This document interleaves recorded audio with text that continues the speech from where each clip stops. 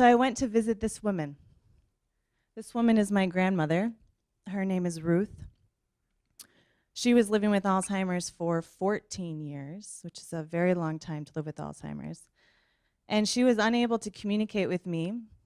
And I would just hold her hand and she would squeeze it, and we shared glances, and I just knew nothing about what Alzheimer's was except that they can't remember anything. And when I was reaching the end of my college years, I remember going to visit her and just sitting with her and just feeling this emotion, yet we weren't talking.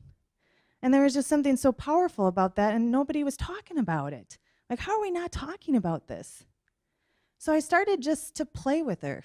I was like, well, let's just do things that don't involve talking. Why do I, instead of saying, do you remember what you had for breakfast today, why don't I just hang out with her? So I brought the piano over. She put her hands on the piano and she started playing. I brought paint over. I didn't know what we were going to paint. She didn't know either, but we painted together. She started talking to me. She wouldn't talk to anybody else, but she would talk to me. So I began asking questions. I talked to people with all different kinds of dementia. Alzheimer's is just one. That affects just our memory. There's dementias that affect our language, that affect our ability to turn around. As it progresses, we see all kinds of different symptoms and behaviors, and I started to look at them as assets. When I watched somebody paint who wasn't able to rationalize if it was good or bad, I was so envious. What if I could paint like that?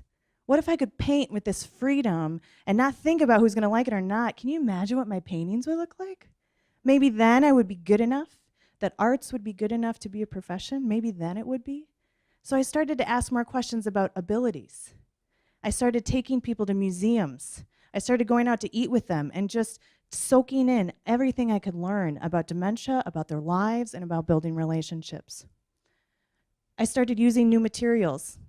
Instead of using craft paper and crayons, I started looking at professional art materials and what people could do with them. We played with different things, with wax and colored pencils and different things that might be more traditional, but also throwing things off of buildings and putting paint in water balloons and just throwing them. This experience of the arts is often overlooked.